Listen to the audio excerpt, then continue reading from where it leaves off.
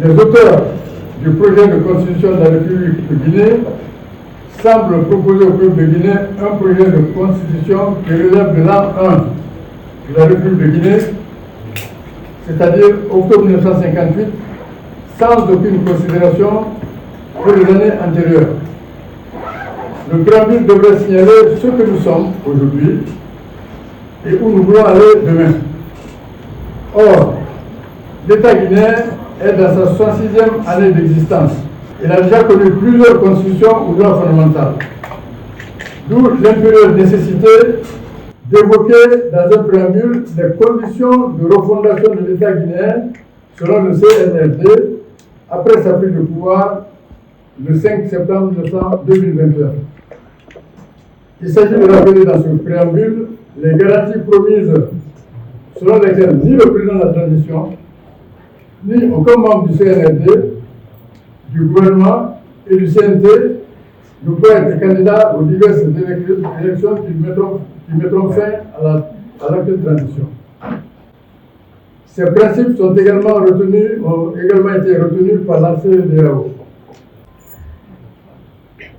Toute négligence de cette obligation devra être considérée comme une porte ouverte à la trahison des engagements initiaux des responsables de la transition. Tout le monde est témoin de ce qui est arrivé à l'équipe de Moussa Dadis Camara dans un cas semblable. La discrimination sur la base de l'âge des candidats aux différentes élections et surtout à l'élection présidentielle. Le projet de constitution du CNT introduit une discrimination par l'âge des candidats, aussi bien pour les jeunes âgés de moins de 35 ans que pour les vieilles personnes âgées de plus de 80 ans. Cette discrimination est intolérable car elle retire aux citoyens la liberté de voter pour les candidats de leur choix. Le rôle d'une constitution n'est pas d'organiser une discrimination arbitraire et attentatoire aux droits fondamentaux des citoyens guinéens. On ne fait pas une constitution pour régler les comptes. De la candidature libre à l'élection présidentielle. En considérant les enquêtes minutieuses et exigeantes que le ministère de l'Administration du Territoire et de la Décentralisation, MATD, vient de mener sur les partis politiques en République de Guinée, on a l'impression que le CNT et le MATD ne se concertent nullement pas pour s'entendre sur le rôle des partis politiques en Guinée, en République de Guinée. Ainsi, la main gauche de l'État ne sait pas ce que fait la main droite. L'indépendance du législatif par rapport à l'exécutif peut être une raison. Avec les grands projets miniers qui sont en cours de réalisation dans notre pays, la candidature à l'élection présidentielle ne doit en aucun cas être autorisée pour des individus incontrôlables et incontrôlés. Même si certains partis politiques sont dirigés par des leaders à la recherche d'un poste de président d'organisation politique, ceux-ci finissent tout de même par agir sur le terrain et se faire connaître avec le temps. Mais un candidat libre, sorti de l'ombre du jour au lendemain, ne peut être comparable à un candidat présenté par un parti politique fonctionnant légalement et dans la durée. Avec l'autorisation des candidatures libres, notre pays sera livré à des groupes mafieux qui seront des chevaux de Troie, dociles et apatrides, de la protection des biens de l'État et des biens privés contre l'appétit des gouvernants. L'intangibilité des frontières héritées du système colonial est le principe à ne pas toucher. Aucune modification du tracé des frontières de la République de Guinée ne devrait être autorisée sans un référendum préalable. En République de Guinée, les femmes et les hommes qui exercent une portion du pouvoir d'État se comportent souvent comme des hors-la-loi.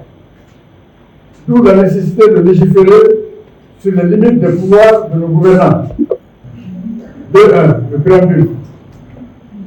Bien que l'article 202 évoque la charte de la transition élaborée par le CNRD, le projet de constitution ignore tous les engagements pris par les membres du CNRD, à savoir que ni le président de la transition, ni les membres du CNRD, du gouvernement du CNT ne seront autorisés à faire acte de candidature pour les élections qui mettront fin à la transition. Le silence du projet de constitution sur cet engagement formel du pouvoir en place peut être considéré comme un encouragement pour ceux-ci de se présenter aux prochaines élections en provoquant une instabilité qui mettra en cause la paix sociale en République de Guinée. Deuxièmement, article 1er. Il manque un article où l'annonce de l'intangibilité des frontières révisées du système colonial, comme admis par la communauté africaine. Cet élément manque et on doit le mettre.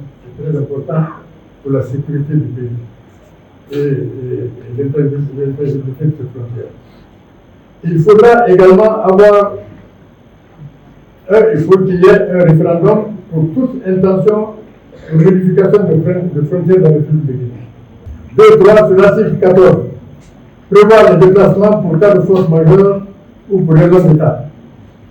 Alors, 2.4, article 41, ajouter sur la liste des institutions de la République le Conseil supérieur de la défense nationale. 2.5, article 45, petit a, supprimer la limite d'âge, moins de 80 ans, pour les candidatures à l'élection présidentielle. Petit b, supprimer les possibilités de candidature libre. 2.6, article 84, que signifie le terme, citation, principe d'égalité, de probité, d'inclusion, de compétence et de représentation territoriale. Article 103. La candidature aux élections législatives est seulement permise pour ceux et celles dont l'âge varie entre 21 ans et 80 ans. Comment justifier ces discriminations?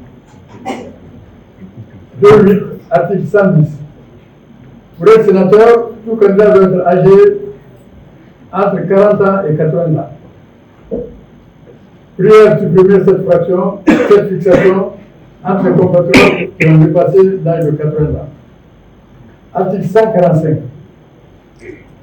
Pour la Cour constitutionnelle, il faut que le magistrat soit âgé de 45 ans au moins. Ici, il n'y a pas de limite d'âge en dessous. Il est regrettable de constater que les auteurs du projet de constitution font une véritable fixation autour de l'âge de 80 ans. En éliminant toutes celles et tous ceux qui ont atteint cet âge dans toutes les élections, qu'elles soient locales, communales, législatives ou présidentielles, on tente de codifier une discrimination inacceptable du point de vue des droits humains. Ces droits humains sont impersonnels et ne connaissent pas de limite d'âge. Si le CNT ne supprime pas ces discriminations enfantines, arbitraires, pédantes et injustes dans le projet de constitution, cette question sera soumise à l'avis juridique du système national. Car aucune loi ne peut supprimer les droits fondamentaux des citoyens du seul fait de leur âge.